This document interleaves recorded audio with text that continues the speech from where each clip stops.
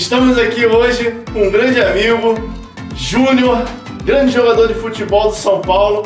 E hoje vamos bater aquele papo maravilhoso, falar sobre tudo de futebol, hein, galera? Vocês que gostam de futebol hoje, fiquem ligados que vocês vão se amarrar no papo. Júnior, aqui, cara, é um bate-papo informal entre amigos. Pô, o microfone está aberto, pode ficar à vontade aí, cara, pra você falar o que quiser, né? O pessoal tá todo mundo aqui muito curioso em saber da tua trajetória aí de longas datas, né, cara? Sobre esses campos verdejantes. Cristiano, obrigado, boa noite. É um convite muito especial. Estar com vocês aqui hoje é algo assim que espero que a gente possa desenvolver esse assunto, que é muito interessante. Você falou de Júnior, né? Mas Júnior carinhosamente, que a minha família me chama. Meu nome profissional durante a minha carreira foi Paulo Kraus. Eu passei pelo São Paulo, tive uma trajetória bem bacana e eu acho que vai ser muito válido para as pessoas que estão seguindo esse caminho, a gente falar bastante sobre esse assunto. Então, cara, a gente queria saber a tua... Eu sei que conheço um pouco da tua história de vida também, que é muito bonita. E a gente queria que tu contasse lá, cara, desde os primórdios lá, quando tu tinha 5, 6 anos, né, que toda criança gosta muito de jogar bola. Lá da tua infância, como foi, como é que tu despertou essa vontade de tu jogar bola e tal. E como é que foi, cara? Conta pra gente aí. Foi influência da família, alguém falou assim, não, meu filho vai ser jogador de futebol. Meu pai sempre foi um grande incentivador, né? Meu pai e minha mãe falavam que ele ia pro Maracanã com ela, e ali ele falava assim, meu filho vai jogar aqui um dia. Então meu pai profetizava, né? Hoje eu creio muito nisso, sobre as palavras, né? E aí, ainda na barriga da minha mãe, fui crescendo depois e fui desenvolvendo esse talento. E as pessoas foram percebendo, né? Sempre me destaquei aonde eu brincava, quando menino. E as pessoas falavam assim, esse moleque aí tem um dom, esse moleque aí dá para chegar. E aí fui trabalhando isso, né? Fui me desenvolvendo. A partir de um tempo, eu passei a praticar escolinha, foi muito importante no meu desenvolvimento. Mas aí quando fui ficando um pouco mais adolescente, eu fui vendo a necessidade de uma preparação melhor, né? Nós falávamos aqui anteriormente sobre a questão do mercado hoje do futebol. Então, muito cedo eu identifiquei que eu precisava me igualar àqueles que estavam no clube para a gente poder alcançar o que a gente queria. E isso, assim, é uma questão de mentalidade que às vezes hoje os pais têm que adotar. Porque não adianta só você ter o talento, você tem que ter ali uma preparação adequada, uma alimentação adequada. E isso meu pai me proporcionou na época. Né? A gente conseguiu fazer esse trabalho e até chegar num grande clube. Né? O esporte na vida da criança, do adolescente, ele é muito importante, né, Júnior? Para poder instruir, né, a criança ali, o adolescente que está vindo, às vezes vem de comunidade, às vezes a única oportunidade que o cara tem é aquilo ali. Então acho que sempre o esporte educa também, né? Tu não concorda com isso? Né? Completamente. O esporte, ele, assim, falando sobre mim, eu vivia o futebol, né? Eu respirava futebol, então eu estudava e já queria estar nos campos, queria estar jogando. Então você tira o foco daquilo que vai te levar para um caminho diferente. Então o futebol ele tem esse potencial mesmo, né? Ele realmente ele te dá uma educação, e principalmente quando você alcança um clube muito cedo, então você começa a conviver numa geografia diferente, pessoas diferentes, então você já percebe que existe ali uma oportunidade, né? Infelizmente, hoje a gente ainda caminha assim com algumas dificuldades, né? Com alguns desafios, aliás, nas comunidades, como você falou.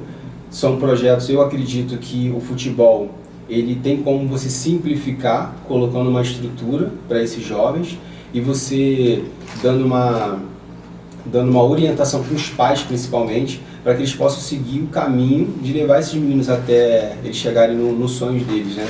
Porque a gente sabe que tem que ter o estudo, porque nem todo mundo vira jogador de futebol, né?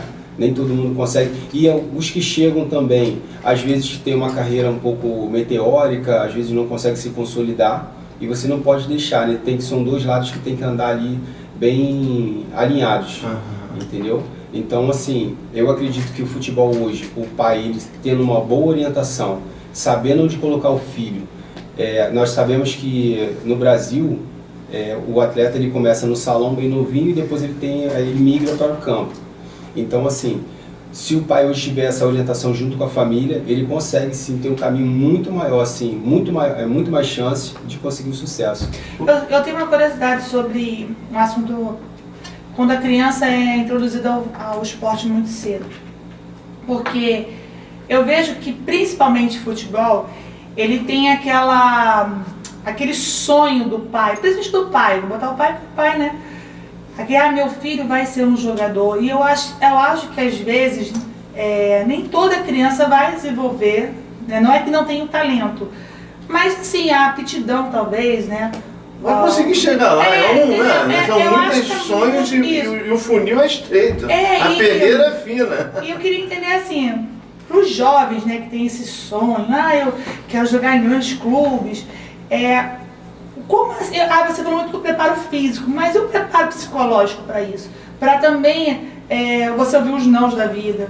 Porque tem o deslumbre por trás do meu filho é um jogador, meu filho é do tal time. E às vezes é muito mais o orgulho, né, do pai do que propriamente, digamos assim, o dom da criança. É o talento, né? Porque talento é muito relativo, mas assim, o dom, né, ou a oportunidade, porque às vezes o próprio clube não enxerga naquela idade, naquele momento, né, aquele potencial, uma coisa que você falou, vai ter que ser desenvolvida. Então essa parte psicológica, você que começou desde novo, pelo que eu entendi, né, você desde pequenininho, e como é que uma criança, assim, como é que, eu tô fazendo essa pergunta, porque eu queria que os pais também, exatamente, como os pais também podem ajudar aos filhos entenderem que é muito mais do que um sonho, é uma profissão. Passa a ser uma profissão. A sua pergunta foi muito interessante. Porque eu vou citar o exemplo de um atleta que agora a gente conseguiu trabalhar um pouco disso que você está falando. O nome dele é João Wesley, ele tem 14 anos agora, e eu conheci esse menino bem novinho, bem pequenininho, com uns 7 anos, 6 anos, e em 2014, 2018 a gente se reencontrou. E aí eu consegui realizar um trabalho com ele na região dos Lagos, onde eu passei uma temporada lá e a gente fez um trabalho. Identifiquei o talento dele, é um menino talentoso. Isso que você falou assim, geralmente você já identifica. Até mesmo às vezes o menino não apresenta um talento igual o Neymar, mas ele apresenta outros tipos de qualidade. Às vezes é um menino que tem muita liderança, é um menino que pode ser um jogador de trás, né? Então a pessoa que tem um olhar clínico, ela consegue identificar, né? Esse é o primeiro passo. O pai dele, um grande incentivador, como você falou, mas o menino também quer. Então isso, a criança, ela não abandona. Quando o menino não quer, ele deixa de lado. Então já é um processo fácil de se resolver. Quando ele não quer, entendeu? Ele fala assim, isso aí não é pra mim. Eu até tenho talento, mas eu não quero seguir a carreira. E o que aconteceu? Esse menino, ele ficou na região dos Lagos, onde não se teve uma estrutura. O pai dele ficou numa situação um pouco complicada, porque o menino queria seguir e lá não tinha esse clube. Os clubes estão hoje se instalando muito no Rio de Janeiro. Então o pai dele se deslocou para o Rio e ele conseguiu acessar alguns clubes e passar nesses clubes. Só que ele estava com a massa muscular muito aquém, a questão física dele também estava muito aquém, entendeu? Então nós nos reunimos e a gente montou um planejamento. E aí a gente criou uma questão de autorresponsabilidade para esse menino. E falou assim, olha, é isso que você quer? Eu disse, não, é isso que eu quero. Então o caminho para você hoje, ele é esse aqui, ó. Se você for para um clube mediano, daqui a uns 2 anos você praticamente pode correr o risco de parar de jogar. Porque o clube não vai te oferecer infraestrutura, você não vai ter condições de competir em alto nível com os outros jogadores, e você pode correr esse risco. Beleza? Não, beleza. Então a gente vai trilhar esse caminho. E aí a gente tem aqui no Rio de Janeiro o CETRAF, que é um centro de treinamento onde esses atletas, onde o slogan deles é onde jogador vira atleta, então você sai de jogador para atleta de alta performance. Aí esse menino passou ali mais ou menos uns 8 meses, a previsão era que ele ficasse 1 ano, mas aí como ele teve um desenvolvimento muito bom, trabalho muscular, alimentação, desenvolvimento, parte física, entendeu? Contato com bola diariamente, treinando de segunda a sexta-feira. E ele teve a oportunidade de ir num clube aqui no Rio, já numa condição melhor, né? Esse clube já mais estruturado, onde ele teve destaque já na parte física. Então ele já chegou já surpreendendo nesse quesito. Então a parte técnica, que é o que ele já tem, ele vai desenvolver com muito mais facilidade, entendeu? Então assim, hoje os pais, eles precisam estudar o esporte. O meu pai não fez isso, meu pai não precisou fazer isso. Mas assim, é necessário que você estude o mercado, estude o esporte, estude o caminho, onde esse menino vai, onde esse menino está treinando. Ah, ele está treinando numa escolinha? Como é que é essa escolinha? Como é que é esse professor? Como é que é essa infraestrutura? Porque o mercado está cada vez mais precoce. Então, se você não se estruturar, mesmo estando em casa, porque você tem o staff dentro de casa. Isso eu posso até falar mais à frente, que o Cristiano Ronaldo foi um dos primeiros jogadores a criar um staff, que é nutrição, é um fisiologista, o que ele tinha no clube ele tinha em casa. Então o cara saía do clube e ele continuava treinando em casa, praticamente, entendeu? Porque estava sendo acompanhado. E isso a família hoje tem assim, à sua disposição e não sabe. Eu tenho uma história para contar aqui do meu sobrinho, né, do Lucas, que ele tentou também muitos anos ser jogador. Meu pai, que era o avô dele, que era um dos maiores incentivadores, levava ele para tudo quanto é lugar.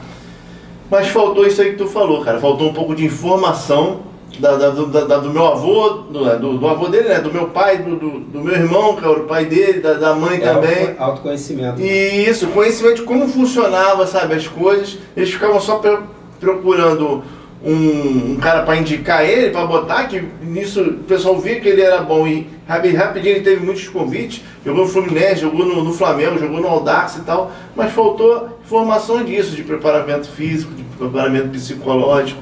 Vou mandar até um abraço para ele, Lucas, tu mora no meu coração, valeu? Não foi dessa vez, mas na próxima vida pode ser, quem sabe, né? Mas então, com ele aconteceu isso, cara.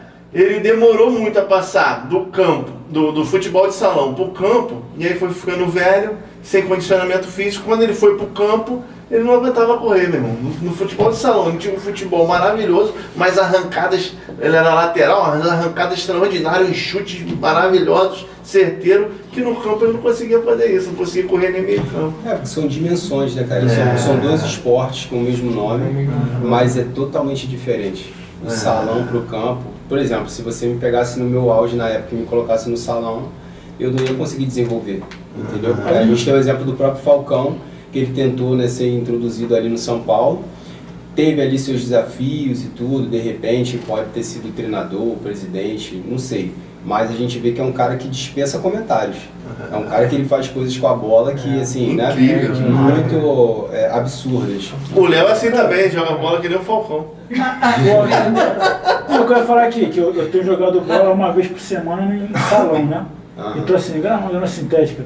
E tipo, a diferença que eu vejo assim, você pode até falar que ele não aguentava jogar, que você falou, no campo. Não aguentava. Porque assim, o futebol de salão é bem mais rápido, né?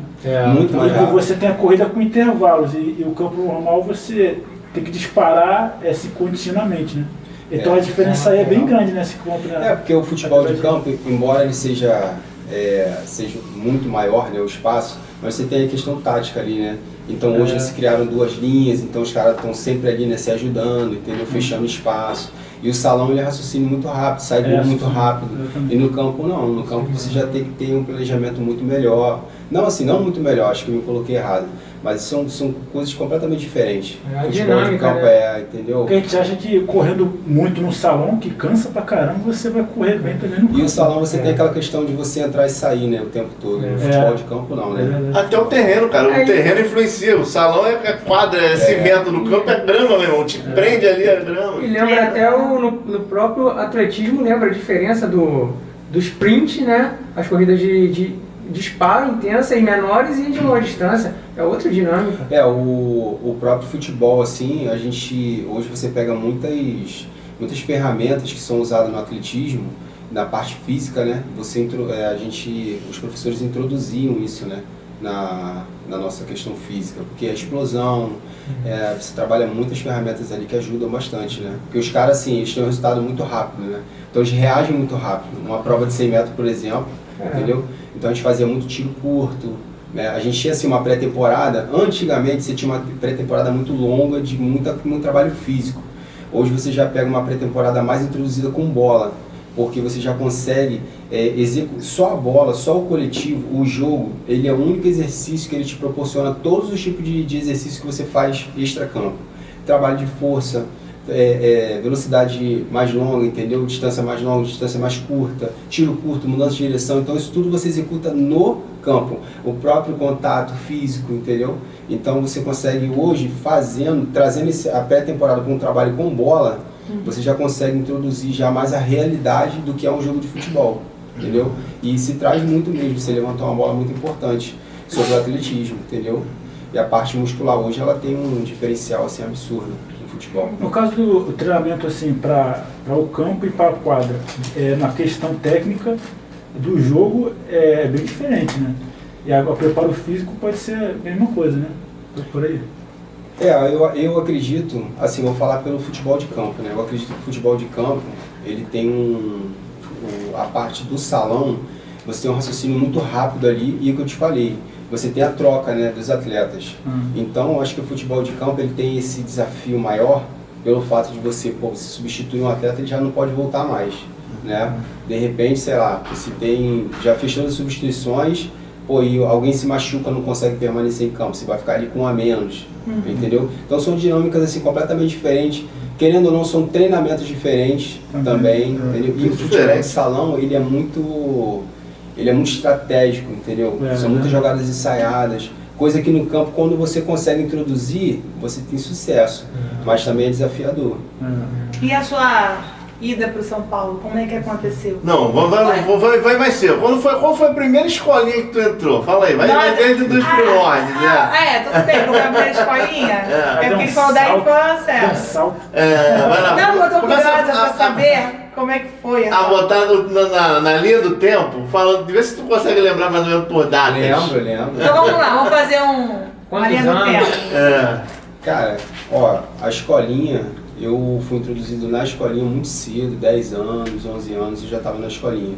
Era lá perto da tua casa mesmo, essa escolinha? Aí eu morava na altura ali do lote 15. Na verdade era a escolinha do Pita, que a gente chamava. Ele era um professor que tinha, eu tô te falando, um professor que tinha uma bola, entendeu? E ali os pais ajudavam, davam colete, aquela coisa toda. Só que o diferencial pra mim, na minha infância, o que fez, foi que as peladas que eu brincava eram no salão. Então, eu nunca fiz salão profissionalmente. Por exemplo, igual um menino que a gente tá trabalhando com ele está no Flamengo hoje, é um goleiro. Ele já está no salão e já vai migrar para o campo daqui a uns anos. No meu caso, não. No meu caso, eu passei a minha infância no salão. Então, sempre joguei com jogadores mais velhos do que eu, na época, né? Eu sempre fui menor, mas sempre brinquei no meio dos mais velhos. Então, ali no salão, eu desenvolvi muito o meu estilo no campo. Que aí eu brincava no salão pelada, mas eu sempre estava no campo. A minha intenção era o campo, porque os meus ídolos eram Romário, Ronaldo, esses caras, entendeu? Tu parece com o Romário mesmo. E ali eu fui sendo introduzido dessa maneira. E aí na escolinha do Pita eu fiquei, eu acho que foi de 97 mais ou menos, 96, 97. E aí eu fui ficando com ele alguns anos. Aí fiz muitas experiências, fiz experiência no Flamengo, não passei. Isso é importante. Porque, às vezes, o pai tem que orientar o filho dessa maneira. É porque eu acho também que a gente vem de uma geração que não tinha muito mimimi, né? Hoje a gente precisa estar orientando, alta responsabilidade, entendeu? E tal, tem que ter uns cuidados diferentes. E tu ia sozinho lá fazer esses testes? Não, aí o Pita, que na época ele tinha muita escolinha no Flamengo, tinha uma escolinha no Flamengo aqui no Fundão, que era até, eu acho que é seu Osmar, na época que era um cara que tinha esse contato do Flamengo, a gente fazia ali umas peneiras ali. Aí insisti muito ali, não passei. Fiz teste no Fluminense, também não passei. Aí fiz teste no Corinthians. Isso já tinha quantos anos? Ali eu já tinha 13 para 14 anos. Aí nessa época de 13 para 14 anos foi uma época assim que a gente foi muito para Minas fazer teste no Cruzeiro e no Atlético Mineiro. Ali, na época, o professor que era da escolinha, que era um ex-jogador do Cruzeiro, o Rossi, ele gostou muito de mim na época. Ele ficou apaixonado pelo meu futebol, né? Na época eu comecei como cabeça de área, ainda tenho essa curiosidade. Depois eu fui pro ataque. E ele gostou muito, muito mesmo. Só que dentro do clube existia uma política que os caras não aprovavam o jogador que ele mandava. Ele me mandou pro Atlético. Ele era do Cruzeiro e me mandou pro Atlético. Aí no Atlético os caras também gostaram muito. Aí só que os caras lá, o treinador na época tinha um jogador que eu não chegava próximo do nível dele. Mas assim, se eu tivesse a oportunidade, eu poderia me igualar. E o treinador preferiu não optar por mim. E aí eu voltei, aí um cara de Minas que precisava de um jogador da minha posição, que não era minha posição, que eu era atacante, né? Uhum. Mas precisava de um jogador da minha posição, no caso depois que foi que eu firmei no São Paulo, que era de cabeça de área. Uhum. Foi até o Rossi, para você ver como é que são as coisas. Foi até o Rossi, perguntou se não tinha um jogador de tal idade, mais ou menos com esse perfil. Esse cara não sei quem é, e eu fui pro São Paulo fazer um teste através desse cara, entendeu? Aí ali no São Paulo eu fiz um teste só no São Paulo. Aí no segundo coletivo foi uma quarta e uma quinta, na quinta-feira eu fui aprovado, entendeu? Ali aí dei seguimento ali na carreira ali. Aí já começou a ganhar um dinheirinho ali, pô? Ali na época não, porque na época eu era infantil ainda e eu ganhava, na época eu ganhava R$50 de ajuste de custo. Mas trazendo pra hoje, era alguma coisa, assim, dava pra gente comprar muita coisa com esse dinheirinho, né? E aí tu foi morar em São Paulo, cara? Tu aqui do Rio foi morar em São Paulo sozinho? Eu fui morar em São Paulo sozinho, peguei um ônibus sozinho, fui pra São Paulo sozinho. Com 15 anos? Com 14 anos. Aí fui pra lá, e aí eu lembro, né, eu tenho a memória de tudo hoje. Tava muito frio, era uma época de junho, julho. Aí eu fui pro Morumbi, cheguei lá, eu e mais um menino, que tinha vindo de Minas, através desse cara. Uhum. E aí a gente fez o teste, esse rapaz não foi aprovado, eu passei. E ali eu dei seguimento, cara, na carreira, entendeu? Mas Ali quando em você São foi Paulo. para São Paulo, tu foi com todo o suporte do clube já, não? Então, aí ali eu já consegui um teste direto no elenco do São Paulo. E fez todo o diferencial, entendeu? Porque antes eu tentava muito teste, a gente não tinha contato, então eu tentava muito teste em peneira. Então, assim, para você fazer um teste hoje direto no elenco, é mais complicado, entendeu? Só se for um treinador que, de repente, você tem um contato, entendeu? Então, para você introduzir esse atleta diretamente. Ou se esse atleta já vem de uma peneira. No meu caso, não. No meu caso, tive, assim, a bênção de ir direto pro grupo, entendeu? E ali eu já consegui treinar diretamente. E aí então já tinha ali sub-14, né? Sub-15? Já. Era isso, né? Tinha o fraldinha, né? Que eles chamam de fraldinha. Hoje já não pode mais. Hoje parece que a lei só permite você concentrar o jogador de outro estado com, acho que é 14 para 15 anos. Você não pode mais... Antigamente não, você pegava meninos de 10 anos concentrados de fora, lá do Maranhão. Tinha um moleque que tava lá. Caramba. Entendeu? Muito novo, né? Era diferente, entendeu? Mas também você tinha uma outra formação, né? Porque ali no São Paulo, aí entra onde eu estava falando sobre a questão da estrutura e sobre o mercado. Aí eu acordava, tomava um baita café da manhã. Aí eu ia treinar, entendeu? Aí, tava frio, eu tinha meu moletom, sabe? Tinha um ônibus para levar pro treino, o campo era um tapete, né? Estudar, tu estudava? Então, vou chegar nessa parte. Você tem que perguntar sobre o estudo. Aí assim, aí acabava o treino, a gente ali no meio da manhã, a gente já tinha, no próprio treino você já tinha um pós-treino que você comia, entendeu? Chegava, você tinha uma alimentação bem calórica, porque a gente perdia muita caloria. Então eu saí de 68 quilos em 2 anos para 78 quilos, entendeu? De massa muscular. Aí você já pega o diferencial, entendeu? Muita coisa. No profissional, eu cheguei a 86 quilos com 9,5% de gordura. Então, assim, praticamente você falar que, é pura força, entendeu? Você movimentar essa carga toda. É outro nível, outro nível. Mas aí faz parte também a rotina de área de treino, entendeu? Porque muita gente acha que é só o atleta, o do futebol, ele só é craque e é bom ali porque ele treina muito só. Mas também tem fortalecimento dos músculos, né? O bastidores, né, cara? Conjunto. Então, isso é uma coisa interessante, a gente estava falando sobre staff, falando sobre família, sobre jogador, que quando eu estava na escolinha, eu identifiquei que eu precisava treinar mais, entendeu? Eu falei, porque tinha um menino lá que ele jogava no Flamengo, o nome dele era até Murilo, ele já tinha ido pro Flamengo, e ele quando ele chegava, ele tinha uma estrutura muito maior do que a nossa, era a mesma idade e o moleque era muito forte, então aquilo me chamou muita atenção, Aí eu perguntava muito, conversava sobre o treino, como é que era, entendeu? Eles corriam na lagoa, eles davam uma volta lá, que tinha um tempo para dar uma volta na lagoa. E aí o que eu fiz? Eu conversei com meu pai, e aí eu falei com meu pai que precisava treinar mais. E quando meu pai descobriu, eu já tinha largado a escola e estava treinando de manhã e de tarde. Então eu levava 1 quilo de macarrão, entendeu? Pra você ver, isso é uma coisa, igual você colocou aquele questionamento sobre a questão do pai, do incentivo. Isso vai do moleque, entendeu? Então assim, eu ia treinar em Jardim Primavera, no campo do seu Sabará ali. Ele tinha uma casa, ele morava, o seu Sabará hoje é falecido.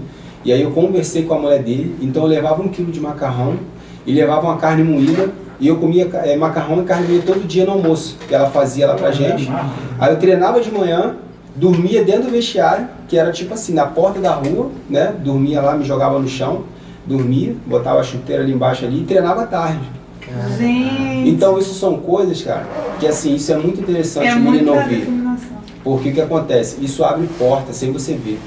A minha filha, ela, hoje aconteceu um fato muito, assim, que chamou muito a nossa atenção. Porque o nosso cérebro, se você anda cabisbaixo, se você comunica assim, caraca, tô triste, tô cansado, o seu cérebro acredita nessa informação. E ele vai fazer o quê? Ele vai trabalhar para que isso realmente aconteça. Entendeu? E a minha filha, ela, na escola agora, ela mudou de escola e ela está nos surpreendendo porque está sendo um desafio para ela está se superando, entendeu? Porque são matérias novas e tal. E quando foi hoje, eu cheguei, aí a minha esposa falou assim, olha, fala pra Lara que eu tô com uma surpresa pra ela. Tinha feito os pastéis que ela gosta muito na hora do almoço. Então, minha filha, assim, a gente dá uma segurada na alimentação. Quando tem uma oportunidade, ela fica muito feliz, né? Aí eu cheguei lá na escola e falei assim, olha, peguei ela, não tinha falado nada com ela ainda. Aí ela pegou e falou assim, pai, eu tenho uma surpresa pra te falar. E eu tinha uma surpresa pra ela. Achei aquilo interessante, que eu tinha uma surpresa, ela veio com outra surpresa, né? Ela falou assim, poxa pai, eu fui considerada a melhor aluna da sala até agora. É a aluna que faz dever, é a aluna que faz isso. Eu falei assim, caraca filha, tá vendo como é que pode? Você trouxe um resultado positivo e a gente tá levando, e eu tô trazendo também uma surpresa, que a sua mãe falou que tem uma surpresa pra você lá, mas eu não posso falar, que eu nem sei o que é. Já falei assim pra não ficar perguntando. E ela ficou perguntando. Então, nessa época eu identifiquei isso, que eu precisava treinar mais. E de alguma maneira, uma porta se abriu, entendeu? Por quê? Porque hoje, se o menino hoje ele não perceber, ele não tiver o pai, não o menino, mas o pai hoje, ele tem que identificar isso. Onde eu vou botar meu filho, sabe? E já tem que trabalhar com o filho dele. Fala assim, filho, ó, tu quer ser jogador de futebol? Cara, você tem que trabalhar. Você tem que criar autorresponsabilidade. Você tem que buscar, entendeu? Porque não é só você pegar o teu filho, botar numa escolinha e você achar que ele vai ser, sabe? Não é tirando o mérito da escolinha, mas é porque a criança, você não tira esse sonho dela. De maneira nenhuma tu vai tirar, não adianta. É dele, acabou, e ele tá focado, ele vai atrás. Só que você tem que dar as ferramentas, entendeu? A gente que é adulto, às vezes a gente tá passando por dificuldade, a gente não precisa. Sim, com certeza. Momento difícil, desafiador, você precisa vir alguém aqui e falar assim, cara, ó, você tem um caminho pra seguir aqui, você fechou os olhos, precisa tirar essa venda aí e seguir, entendeu? Pô, as principais coisas que ele precisa na hora de embarcar nesse mundo é a disciplina. É, isso aí. Né? E aí a criança nem sempre sabe que tem a disciplina toda. Mas você tem um lado positivo, o lado assim que o lado da criança é o seguinte, porque ela é algo que ela quer. Então você vai falar que ela precisa se alimentar, vai falar que ela precisa dormir cedo, que ela precisa estudar, entendeu? Se instruir. E o que aconteceu comigo no decorrer da caminhada, que isso é importante colocar. Eu tive um momento que eu virei a bola da vez no São Paulo, fiz um contrato muito bom no São Paulo, ainda na base. Então eu era próxima à estrela do São Paulo, a ascender ele naquele momento. Eu tinha várias propostas do exterior, propostas milionárias, entendeu? Eu tive uma proposta da Holanda que eu ia ganhar R$1 milhão por mês, Nossa. entendeu? R$1 milhão por mês, e esse contrato era de 5 anos. Eu ia ganhar 2 no segundo ano, 3 no terceiro ano e ia dobrando, entendeu? Ele ia sempre aumentando. Então assim, eu ia ganhar em dólar, né? E o dólar na época estava R$4, lá atrás, tu imagina. Então, o estudo ele dispersou, porque eu achei que ia ficar milionário. Então, o clube ele não aplica isso. Assim, eu não sei como é que tá, não sei hoje como é que os clubes estão trabalhando isso, mas na minha época o clube ele não se preocupava se você precisava estudar ou não. Te colocava na escola, mais ou menos, né, ali. E aí você tá ali dentro de um grande clube, cara. Tu já vira uma estrela nos bastidores, tu já fica intocável. Então, se você não tiver um staff muito bom, um pai que chega e fala assim, cara, vem cá, não é assim não. Tu tá ganhando 20 mil, tu vai ficar com 3 mil aqui ou 2 no máximo para você curtir as tuas coisas, comprar tua chuteira, comprar tuas coisinhas, e o resto você vai guardar. A fama sobe na cabeça. Às vezes a pessoa não tem a estrutura ainda para isso. Falando assim, a mulher é muito tem, né? Assim, Aí junta a disciplina fama. Porque assim, quanto mais nesse meio, né? Na parte do glamour, que eu vou falar, né? Da fama, mas te oferece muita coisa também negativa, né? Porque assim, não fala assim, não tô falando na parte de droga, disso não, tô falando mais na parte do dinheiro, de achar que você é o pra sempre, você é o cara, tu é o melhor que todo mundo. E eu acho que às vezes muitas famílias, né, eu vejo que incorpora essa verdade. E aí quando às vezes não acontece, talvez os contratos, as promessas, né, porque Depende muito do momento, muito do coletivo, da situação do clube, né? Da negociação. Enfim, então às vezes eu também acho que a fama nesse ponto... Assim, você chegou a se deslumbrar também com esse poder, com esses... Nossa, A menininha começou a te dar um olhar diferente. Ainda tem isso, tem as Marias Chuteiras que chegam com tudo. Não, assim, é um momento, se você não tiver uma estrutura familiar, então por isso que hoje eu estou me posicionando a respeito, assim, hoje eu tenho o perfil para trabalhar, eu estou numa transição de carreira, né, como eu tinha falado para vocês aqui um pouco antes, e assim, hoje eu quero trabalhar com esses meninos principalmente, com atletas também, porque um casamento, cara, é um casamento, sabe? Você saber esperar esse momento, entendeu? Em 2005 eu ainda tinha contrato com o São Paulo, eu conheci minha atual esposa, e assim, ela nem sabia o que era futebol, e ela não entendia, porque eu estava em casa encostado nessa época, o São Paulo me pagava em casa. Eu tinha tanta certeza do resultado do meu salário cair na conta, que assim, que vamos supor, dia 5 era o dia que a gente recebia. Se dia 5 fosse domingo, eu podia ir pro shopping na sexta-feira, que meu salário estava na conta. Nem olhava no banco, podia ir no restaurante comer, até tranquilo. E ela perguntava, né? Ela falava assim, como é que você faz o quê? Eu falei assim, não, eu sou jogador de futebol. Pô. Todo mundo sabia o que eu fazia. Meu sogro sabia o que eu fazia, todo mundo sabia o que eu fazia. Ela falou assim, pô, mas você faz o quê? Como é que você ganha dinheiro? Eu falei assim, cara, eu sou jogador de futebol, eu tenho um contrato. Aí eu mostrei pra ela o comprovante, entendeu? Tudo direitinho. Uma boa mulher, Pra entender que aquilo realmente, de fato, era um emprego, entendeu? Mas ela, como na cabeça dela, ela não entendia, né? Aí depois ela foi me apoiando e tudo. Mas esse momento que você tá falando, ele é esse momento, onde o atleta ele entende e fala, pô, cara, hoje eu não sou ninguém, né? Assim, ninguém me conhece, ninguém me viu. Aí você, do nada, você foi convocado para um jogo, aí você, pô, sai daqui a pouco, quando tu vai sair de campo, pô, um monte de câmera apontada, um monte de microfone, entendeu? E começa a aparecer, porque esse meio aparece mesmo, entendeu? Muitas mulheres, aparecem muitas pessoas, mas assim, vai do meio que você tá, como é que eu posso dizer, inserido. Então se você está inserido numa base familiar, ele já sabe que aquilo vai acontecer. Então você, pô, acabava o treino, aí tinha aquela torcida, e tinha aquela coisa toda, todo aquele... Traz do celular e o controle. Todo aquele assédio, né? Entendeu? Que é uma coisa que, assim, o ser humano, ele tá propenso a isso, né? A essa questão do assédio. Hoje a gente tem grandes estrelas aí, assim, hoje eu vou citar o Neymar, eu acredito que, assim, a minha opinião, né? Eu acredito que o Neymar, ele poderia ter chegado muito mais longe, eu acho que o Neymar poderia ter ganho em Copa do Mundo, entendeu? Mas quem sou eu para falar, né? Não, mas sim. Eu percebo que, assim, é um atleta de muito talento, e a gente pode citar ele por quê? Porque entra dentro disso que você está falando. Mas tu acha que ele ainda é capaz ainda de ganhar uma Copa do Mundo? Totalmente, entendeu? Eu acho que o Neymar, a carreira dele, dá para estender por muitos anos, a carreira dele, sabe? Mas suportar o que o Neymar ganhou até hoje, entendeu? Tudo que chegou para ele, toda essa informação, cara, realmente deve ser não, né? Com certeza é algo muito difícil, assim, muito desafiador de você segurar, entendeu? Mas ele é um cara fenomenal, ao meu ponto de vista, a meu ver, porque ele consegue segurar tudo isso, entendeu? E até também, assim, sem querer entrar muito, né, para não polemizar muito nos detalhes, mas até, eu acredito até uma mensagem que a gente estava falando aqui, principalmente você, né, das escolhas da pessoa, né, o que ele atrai e o que ele faz também de ruim, porque também tem atleta profissional que o cara é exemplar, tipo, o cara sabe que tem que se comportar ali e tal, que você falou. Ele pensa mais nas ações que ele vai fazer. Então, às vezes, o cara tem uma carreira brilhante pela frente, mas ele mesmo estraga por essa falta de conhecimento, sabedoria. Então, isso aí é esse ponto que eu queria chegar também. Você falou uma coisa interessante.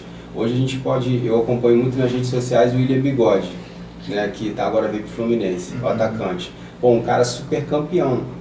É um cara muito campeão. Você pode perceber que você não vê muito ele nas mídias, né? Você não vê muito ele nas mídias. Mas é um cara que tem um trabalho fundamental, é um cara que vai deixar um legado, entendeu? É isso que o jogador ele precisa entender.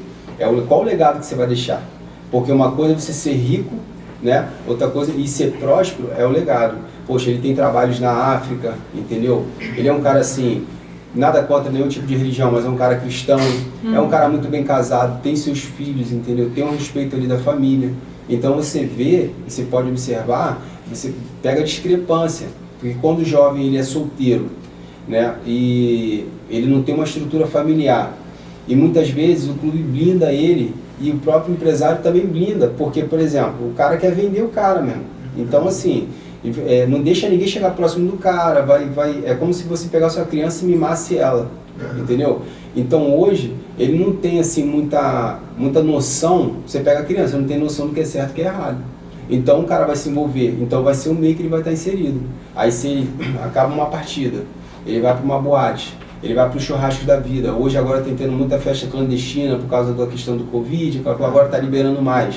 Mas aí é tanto assédio que o cara vai se envolvendo nos ambientes errados. A gente acaba virando normal, né? A gente acaba normalizando o errado. Normalizando, isso cara, eu te falar uma coisa interessante. Eu até conversei com o Cristiano, que eu conheci uma pessoa que é muito amiga do Adriano, né? Tu acha que isso aconteceu com ele?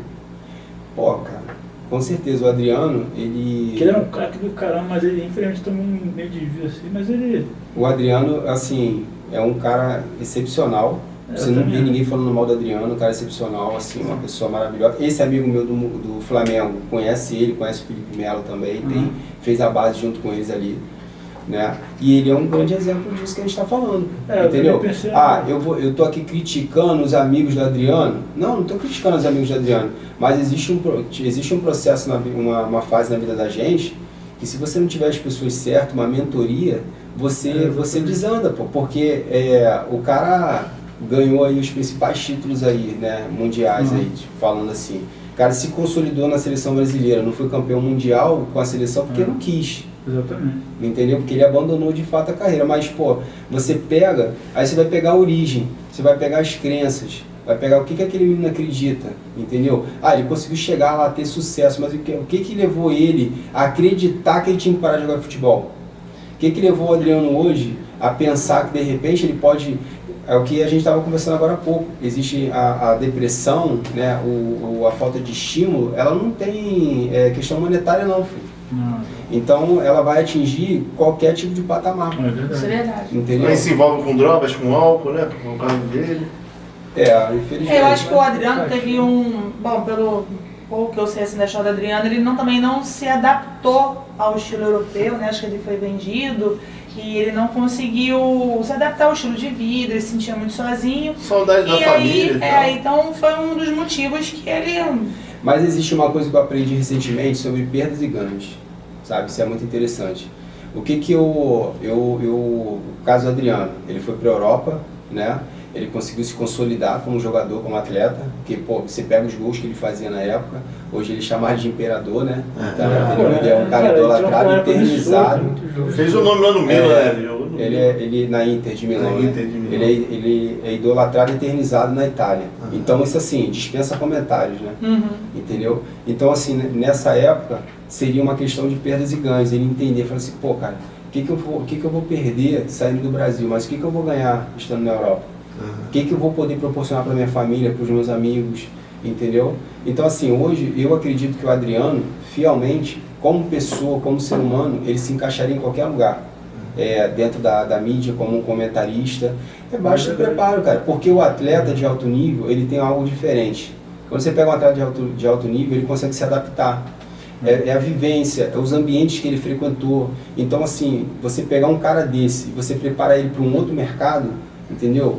É um desafio muito gostoso, porque você pega um cara diferente, um cara acostumado a altas competições, entendeu? Pô, tu imagina, cara, o cara...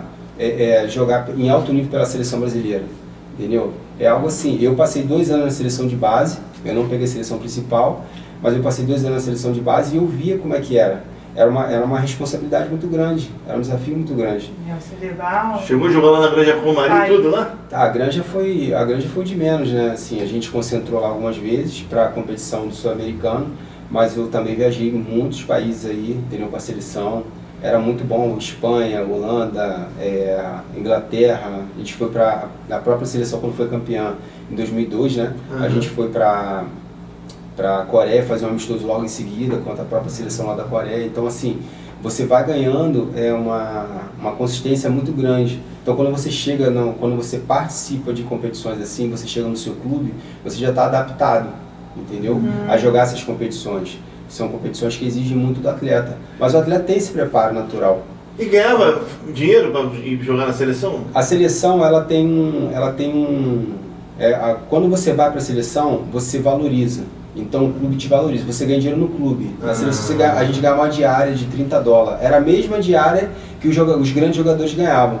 Mas quando o cara ia para uma seleção, ele aumentava automaticamente o contrato dele no valorização. A seleção que você diz, cara, é qual? A seleção principal não, né? Não, a CBF ela tem a seleção principal e tem as seleções de categoria de base, que é da sub-20 para A baixo. seleção brasileira, mas da idade dele. A seleção que você fala é sub o quê? Eu peguei a sub-17, fiquei entre a sub-17 e a sub-20 durante 2 anos ali com o pessoal. Você falou que chegou a receber contratos milionários. Você chegou a aceitar, você tem essa experiência de jogar fora para algum outro time, assim, em outro país? Então, eu nessa época do São Paulo, como eu não tinha contrato com o São Paulo, eu recebi uma proposta da Holanda. Aí essa proposta da Holanda, ela foi muito tentadora, mas eu tinha a minha carreira no São Paulo. Então eu tinha uma promessa de que quando o Kaká saísse, eu conseguiria me firmar, entendeu? E aí eu optei por ficar nessa época. Você arrependeu dessa decisão? Não me arrependi assim não, Cristiano. Hoje eu não olho como arrependimento não, eu olho que foi uma decisão de muita coragem, entendeu? Porque eu sabia do meu potencial ali e eu sabia que eu ia romper no São Paulo, né? Então eu pesei muito o meu início, a minha chegada. Então aquele momento ali para mim fez uma total diferença, porque você recusar uma proposta dessa, você tem que ter coragem de fato, saber o que você quer, né? E ali eu demonstrei isso. E, infelizmente eu tive essa questão da lesão mais à frente, mas eu consegui tratar muito rápido ali, reconciliar isso rápido, entendeu? E consegui dar seguimento. Então, cara, uma pergunta aqui ao vivo aqui de um grande telespectador, o nome dele é Thales Azamor. Ele mandou te fazer uma pergunta aqui muito indiscreta, sabe, cara? Mas com certeza ele ia te fazer essa pergunta. Cara, qual foi o teu menor salário, teu primeiro salário, e qual foi o teu maior salário que tu já ganhou com futebol? Então, vou falar do meu primeiro contrato, que eu acho que, assim, para falar de maior salário, mas eu vou falar do meu primeiro contrato, que da minha primeira dia de custo, que foi R$50, assim que eu cheguei no São Paulo, eu ganhava R$50, é muito para 25 de março, comprar umas roupinhas lá, que dava. Isso foi em que ano mesmo? Isso foi em 99. Em 2001, no meu segundo ano de juvenil, eu fiz o meu primeiro contrato profissional, não estava nos profissionais ainda, mas na época eu peguei R$40 mil de luva, né, contratual, e peguei um salário de R$2.000, um contrato de 3 anos. Então assim, esse contrato todo ele me gerou mais ou menos uns R$200 mil mais ou menos, né? Então assim... Pra começar tava bom, né, compadre? Lá no ano 2000, tava ótimo, né? Aí depois a gente foi fluindo para um clube, para o outro, entendeu? E aí eu sempre trabalhei com a média aí de 12, 13, nessa média aí de salário. Né? E aí tu foi... Vamos contar agora a parte triste, né, cara? Por que tu não conseguiu explodir lá no São Paulo? Então, foi como eu falei pra você, eu tive a proposta pra Holanda, essa proposta foi uma proposta muito promissora, ela realmente mudaria a minha vida, só esse contrato mudaria a minha vida, mas teve a questão da minha opção de optar de ficar no clube e fazer esse contrato. E eu tive uma infelicidade no amistoso, de ter uma fratura no tornozelo, mas eu tratei essa fratura no próprio São Paulo, no profissional, então eu tive uma recuperação bem rápida de 4 meses e meio. E o que aconteceu foi que eu perdi espaço no clube, entendeu? Então assim, esse espaço foi como? Na época o Diego Tardelli foi um jogador que ele vinha na base também junto comigo, eu subi primeiro, e aí ele subiu depois de mim, porque precisava de mais um jogador para compor um número de atacantes na época. E ele, graças a Deus, ele conseguiu despontar, ele conseguiu fazer aquilo que eu gostaria de fazer, entendeu? E eu perdi esse espaço aí fui prestar, dali eu me recuperei e fui pro Fortaleza. Fui jogar a Série B pelo Fortaleza naquele ano, de 2004, depois da taça. A gente até teve isso lá, subiu, mas eu também tive um péssimo ano lá, entendeu? Não foi muito bom, porque nessa época eu saí de um grande clube para um clube muito mediano, e eu senti realmente, assim, muito essa saída. E daí, diante, começa a tua linha de descida? Pode falar que foi assim? Dali eu comecei a rodar alguns clubes, mas sempre dentro daquela linha que eu te falei, assim, eu não trilhei mais um num clube grande, né? Assim, não voltei pro cenário, mas eu joguei em muitos clubes aí que eu consegui ter uma renda legal, né? Eu consegui me manter dentro do Estabilizou futebol. ali também, né? Estabilizei. É o que o futebol proporciona, entendeu? Se você tem ali um entendimento, você, pô, hoje eu não estou em alto nível. Mas em 2009 eu consegui fazer um trabalho com o Fernando Diniz, que é o treinador, que estava até no Vasco recentemente. E eu trabalhei com o Ricardo Rosa nessa época, que é um cara que acompanha o Neymar de perto, entendeu? Hoje é um preparador físico que praticamente mora com o Neymar.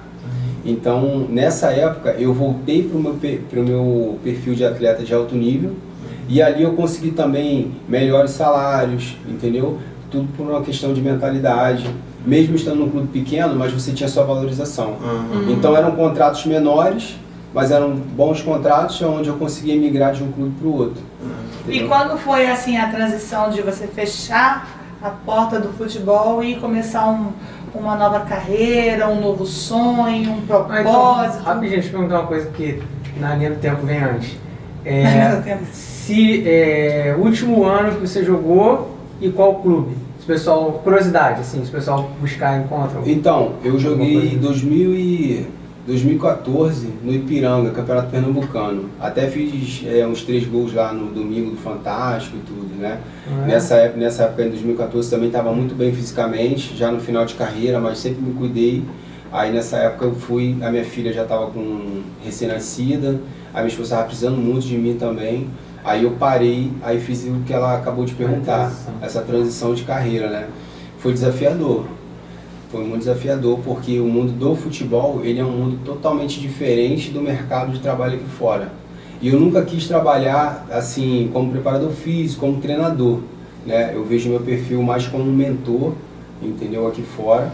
E aí tentei empreender algumas coisas, tentei abrir loja, a loja não deu certo, aí fechei. Aí depois, agora no início da pandemia, eu comecei a trabalhar junto à minha esposa, a gente fechou uma parceria no consultório dela e a gente conseguiu fazer ali um belo trabalho. Só que agora, do ano passado para cá, eu tenho feito uma mentoria com o Paulo Vieira, né, para transicionar para a área de coach. Porque o coach nos Estados Unidos hoje, ele é muito comum. Você tem coach na escola, você tem coach em tudo quanto é lugar. Que o coach nada mais é que um treinador. E ele consegue levar você a atingir os seus objetivos. E como ex-atleta, isso para mim é muito gostoso, né?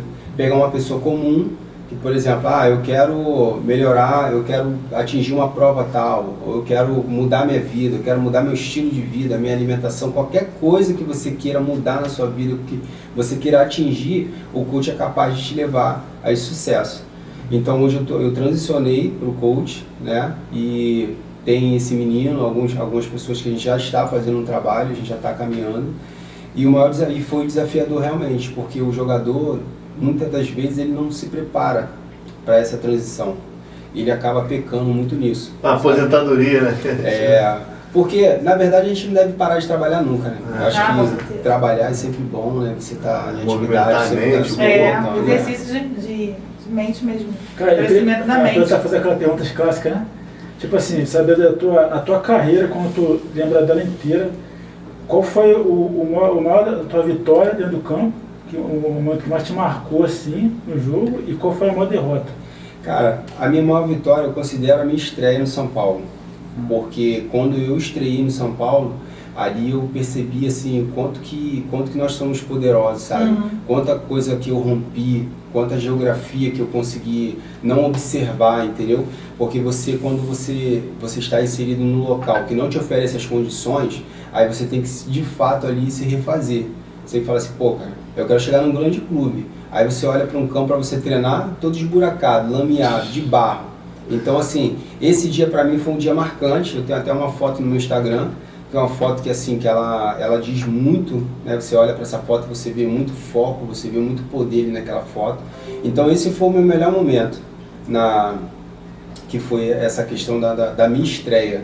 Entendeu? Melhor do que título, todo título é válido, qualquer coisa que você ganha você fica feliz, entendeu? Imagina um título, né? Eu ganhei alguns títulos também, e assim... Qual foi esses títulos? Eu ganhei o Campeonato Paulista com o São Paulo, eu fui campeão na Espanha com a Seleção Brasileira, fui campeão paulista da terceira, a gente subiu para a segunda, fui campeão da Copa Paulista também de São Paulo, entendeu? Da Copa Federação Paulista, não é a Copinha. Então, assim, tem algumas coisas, alguns acessos também que a gente conseguiu, algumas conquistas, que isso faz parte, né, do teu crescimento, isso traz boas memórias, né. Mas o melhor momento foi esse da minha estreia, e o pior momento para mim foi da minha lesão, sabe? Sim. Acho que a lesão ali, ela foi um momento assim que deu uma trava na carreira, mas você consegue se ressignificar, né? Então você consegue, poxa, calma aí, eu lesionei, você recuperar você pegar os pontos positivos, né? O médico falou que eu não ia nem andar mais, pô. Entendeu? O médico falou pra mim isso depois de operado, o médico falou assim, ó, a carreira acabou, entendeu? Os caras de São Paulo até ficaram muito chateados na época, né? Foi muito desafiador. E assim, esse momento foi um momento mais desafiador pra mim, mas eu consegui superar tranquilo. Agora, voltando para a parte da transição do coach. A sua mentoria hoje é ligada ao esporte? Não, a minha mentoria hoje, ela é ligada à alta performance. Por quê? Como ex-atleta, eu consigo levar você a uma alta performance. Entendeu? Então por exemplo, uma alimentação... Se você quer, vamos supor que você quer ter uma nova alimentação, você quer ter um novo estilo de vida, você quer comprar uma casa, você quer comprar um carro, você quer atingir sonhos, você quer atingir um novo estilo de vida, né? Então hoje a gente consegue performar junto, leva você a essa alta performance. Aí se a pessoa for um atleta em qualquer segmento, eu também levo ele a performar, entendeu? Então o coach hoje, ele é o quê? Ele estuda o seu momento atual, né? Qual o seu momento atual? Meu momento atual é esse, identificamos. Qual é o meu estado desejado? Onde eu quero chegar? Eu quero chegar aqui, eu quero ser isso, quero atingir essa meta. Então, existe um caminho. A gente vai identificar as dificuldades desse caminho, nós vamos retirar elas, entendeu? A gente elimina todas elas e a gente traça um plano. E aí nós vamos tendo ganhos, que são ganhos menores, mas são ganhos extraordinários, entendeu? Que faz toda a diferença, entendeu? Então eu vou fazer a inscrição do Cristiano, depois a gente vai trocar telefone aqui. Ó, se você quiser os serviços do Paulo com mentoria, a gente vai deixar embaixo aqui todos os contatos dele, Instagram, e-mail, tudo nas redes sociais. Pode chamar ele que o cara é bom, hein? Eu também gosto muito de psicologia, eu estudei algumas coisas de psicologia, gosto muito de ler. E também valorizo essa área de coach, até já fiz também uma aula, uma imersão sobre isso. E assim, o grande lance do coach é a questão da mente também, né? É igual você falou aí, por mais que, assim, de reorganizar as coisas, você trabalha a forma de pensar, de entender da pessoa, né? Às vezes uma coisa que, às vezes a gente até debate aqui um pouco sobre isso, mas da pessoa acreditar, né? Porque eu levo muita fé nisso também, porque a gente já é criado numa cultura que assim, tem muitas derrotas, vamos dizer assim, muitas derrotas. Então, se tu for criado num ambiente de derrota, cara, você vai acreditar em quê? Você vai acreditar no que você está vivendo ali. E se você for criado num ambiente de vitória, você vai acreditar naquilo. E algumas pessoas conseguem transitar, ou igual foi falado aí, né, mudar, né? E engraçado, eu tô até ouvindo o Pai Rico, Pai Pobre, né? E ele fala, e assim, é isso ali. Ele tem o pai, né, que é o professor, que pensa mais de uma forma, e o outro pai que é o... Por incrível que pareça, eu tinha esse livro, ainda não li, agora estou escutando o audiobook dele, mas assim, um pouco o início que eu já peguei, o próprio pai dele fala, não sei depois quais são os exemplos bons e ruins pra frente, acredito que você tenha muita coisa boa, mas aí para encurtar, aí até me lembra uma coisa que eu marquei para falar, que você disse, você era do Rio, só que aí você começou a abrir as portas para você em Minas, e a porta principal foi em São Paulo. Aí eu fiquei com isso gravado, e assim, eu gosto muito de extrair essas coisas para as pessoas que estão assistindo, e às vezes tem uma criança jogando futebol, atleta lá, e profissional, e ela está querendo aprender, ouvir melhor sobre isso, ou um pai, como você falou. E o que você poderia falar sobre isso? De você, de buscar, de você ir atrás realmente, igual a gente fala, não atrás de você ficar atrás, mas de perseguir o teu sonho. Claro, com toda a sabedoria, para você não se frustrar, etc e tal, mas você empregar o máximo de energia que você possa, né? Então, você falou uma coisa interessante, você falou sobre a geografia, né? Nós já falamos sobre isso, onde você está inserido, né? Sobre a questão do acreditar ou não acreditar. Existe uma coisa muito interessante, são memórias. Eu trabalho muito isso com a minha filha. Então, memórias positivas. Você pega uma pessoa hoje, você faz uma análise e você vai ver que isso é concreto. Você pega uma moça que ela foi ali, de repente, abandonada pelo pai, ou o pai era muito agressivo, esse pai tinha tendência de não elogiar, de não validar. Aí beleza, ela vai passar aquela infância, quando ela se formar adulta, ela vai casar com um cara exatamente igual, entendeu? Porque ela tem um vício emocional, e esse vício emocional precisa de um remédio. E esse remédio é quem?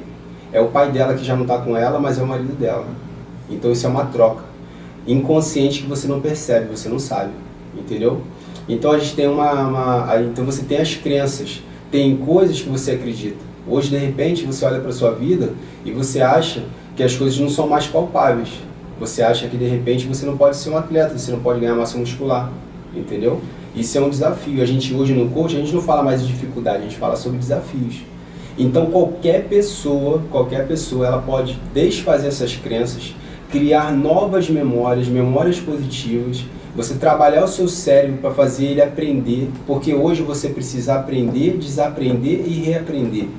Entendeu? É o que aconteceu comigo. Eu aprendi, desaprendi e estou reaprendendo. Então hoje você precisa o quê? O cérebro ele vem sendo estudado desde 1990, que os caras vêm estudando mais o cérebro, neurociência e tudo, né? Todas essas questões.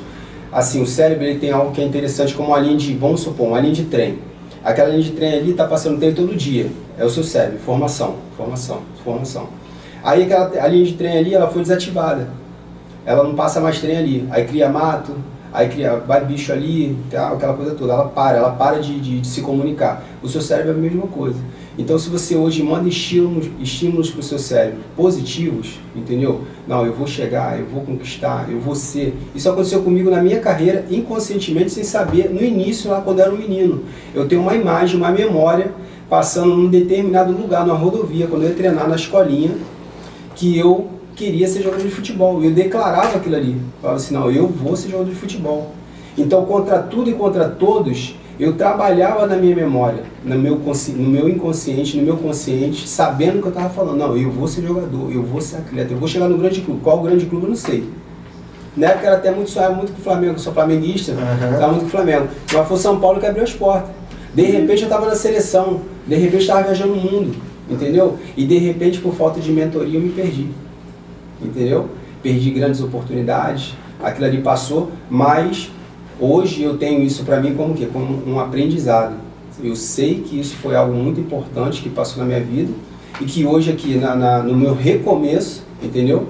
Ela está servindo muito de experiência para outras pessoas. Então o coach é isso. O coach hoje ele é transformação de vidas, ele é paixão por vidas. Eu tenho paixão pela vida de vocês. Quando eu vejo uma pessoa em depressão, quando eu vejo uma pessoa que não tem vontade de levantar da cama, isso aconteceu comigo várias vezes. Que ele não conseguia levantar da cama, muitas vezes a minha esposa não conseguia me relacionar com a minha esposa, tinha vergonha de sair na rua, não devia nada a ninguém, mas tinha vergonha de sair na rua, sabe? Por quê? Porque eu fui criando memórias negativas, achando que eu não era merecedor, entendeu? Achando que você tem a questão também do merecimento, às vezes você não acha que você é merecedor, que você não merece ter um carro, que você merece ter uma casa, sabe? Então isso tudo é reconstruído e existe um caminho, existem ferramentas dentro de você, que você mesmo vai responder as suas respostas, você mesmo vai criar um caminho para o seu propósito, mas o coach vai te ajudar, entendeu? Então assim, o que o coach garante, o que eu garanto para você, alta performance, quero emagrecer, quero ficar mais esbelto, pô, quero conquistar uma namorada, quero conquistar o que você quiser. Tá contratado. Ó, eu acho que ele falou todos os coisas. Esse cara quer arrumar uma namorada, meu irmão, não pega ninguém, velho. Aí, Léo, 7 anos casado, 7 anos casado, tirar o trauma dele. Mas, pô, isso aí. Paulo, cara, de coração, eu quero tecer aqui meus elogios pra você. Eu só quero fazer a última pergunta. Não, tu vai fazer, deixa eu falar e vou fazer uma que cada um faz uma. Não, eu queria saber sobre futebol. Eu quero falar mais coisa. Então, Faz a última pergunta, vai. Eu tava com dois aqui também.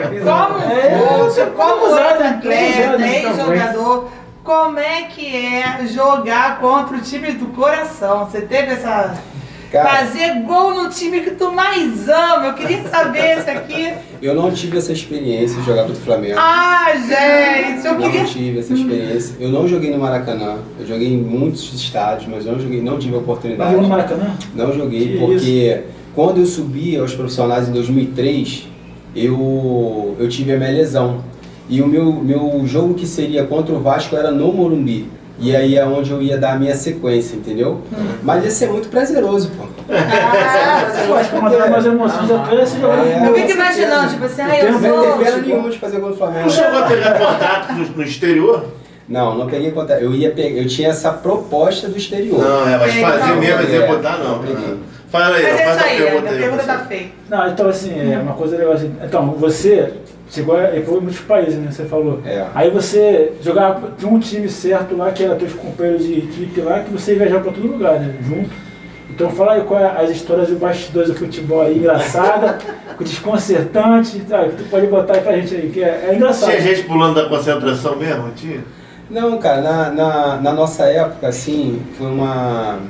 Isso era muito assim, arriscado, né, você fazer isso. Porque os caras que faziam, que era cara que gostava muito da noite, eu sempre fui um cara muito tranquilo, entendeu? Mas fora do país, assim, a gente não tinha muito... A gente ia para as competições, a Karina, a minha esposa, ela até fala quando a gente vai para os hotéis, assim, que eu durmo muito, se deixar eu durmo muito no hotel, mas é vício de concentração, entendeu? Porque a gente ia para hotéis, assim, 5 estrelas. Mas a gente ficava no quarto, pô. A gente queria ficar no quarto, a gente não queria piscina, não queria, a gente só queria ficar no quarto. Aí quando liberavam pra sair, ela reclama comigo que eu tenho uma foto quase. Ela fala assim, meu Deus, tu viajou pra tudo quanto é lugar e tal, tu tem uma foto, por quê? Não, então, é o que eu falo assim, aí no caso, era regrado, né, a estadia de vocês nos locais. Então quando saíram, é porque era liberado. A gente tinha mais assim, passeio, os caras não liberavam a gente pra sair à noite, né? A gente saía mais, por exemplo, jogava uma competição, aí descansava de manhã, tinha uma folguinha, e liberava a gente à tarde para dar um passeio, entendeu? Para ir num local específico. Um local que eu gostei muito de conhecer foi o Canal do Panamá, onde você tem aquelas comportas, né? Que eles criaram ali um caminho para os navios, né? Ali era bem legal, a gente assistiu aquilo ali também, entendeu? Mas a maioria, assim, países assim, europeus, a gente pegava muito frio. Então, pô, você calorento, você não... Eu, particularmente, alguns atletas gostavam de sair, mas eu sempre fui muito mais reservado, mais tranquilo. E os caras da noite ficavam doidos, né? Os caras ficavam doidos, os caras gostavam de falar. Eu não, eu sou bem tranquilo. Sempre tem uns mais tranquilos e uns mais agitados. Com certeza. Pode não Com badalação. certeza. Fala aí primeiro aí. Não, ele falou que não tirava as fotos, né? Pra guardar de recordação, né? Eu tinha muita foto na base. Não Na tinha base eu celular tirei naquela algumas época, fotos, não. Tirava foto naquelas que a gente revelava. Mas no profissional eu não tirava muita foto. Assim, não tirava. Tinha muita câmera e tal, mas não tinha acesso a ser o digital, né? O celular daquele Nokia ratinho, pô. Não esquentava muita cabeça, assim, com... As fotos que eu tenho no meu Instagram do treino são mais, assim, de fotos que eu pego na imprensa, que eu pesquiso, assim, pego, entendeu? Tu sabe outra coisa que eu tinha gravado aqui na mente pra perguntar? Eu tenho certeza que o pessoal ficou com dúvida. É CF, que você falou? CETRAF. CETRAF. É o E onde CETRAF. que é? E o pessoal pode ir lá também se candidatar à vaga, como numa Não, então, escolinha? o CETRAF, ele é algo privado, ele não é uma escolinha, ele é um centro de treinamento que um preparador físico de aeroporto, né, ele criou para poder desenvolver esses atletas para poderem ter oportunidade nos clubes, né. Então, assim, hoje lá você tem uma mensalidade, mas você vai ter um treinamento de clube europeu. É como se fosse uma academia. É uma academia do futebol, né? Onde você vai trabalhar principalmente a sua parte física, sua parte muscular, entendeu? Seu desenvolvimento. Oi? Não, deixa essa tua opinião. Alto nível. Trabalha alta performance, alto nível, entendeu? Na Barra. Ela fica ali na Barra, na Avenida Ayrton Senna. Você saiu ali da linha amarela, você vai cair na Ayrton Senna, vai em direção à praia. Antes de chegar na praia tem um retorno. Aí você vai atravessar uma ponte e já fica do seu lado esquerdo. Você vai só na frente e volta antes da praia, aí já no caso fica do seu lado direito. Entendeu? Mas botou CETRAF. Onde eu tava ali com a cara do Thales, é do outro lado. É isso aí. Ali você consegue esse tipo de trabalho. Então, Júnior, felizmente nós já estamos chegando aí com 5 horas de gravação, cara. O papo flui, cara, o papo flui. Cara, eu quero te bom. agradecer muito a sua vinda aqui, cara. Pô, foi muito enriquecedor pra gente nosso papo. Quero tecer muitos elogios aqui, cara. Te agradecer por tudo que tu fez pela minha prima nessa vida. Quero te elogiar pelo grande atleta que tu é, que é uma arte, o grande homem que tu é, o grande pai, grande filho, tá ligado? Quero te elogiar por isso tudo, meu parceiro. Muito obrigado aí pelas tuas palavras enriquecedoras. E que Papai do Céu te abençoe cada vez mais. E que você aquele ditado, foguete não dá ré, o céu é o limite pra você, meu parceiro. Tu ainda vai muito longe.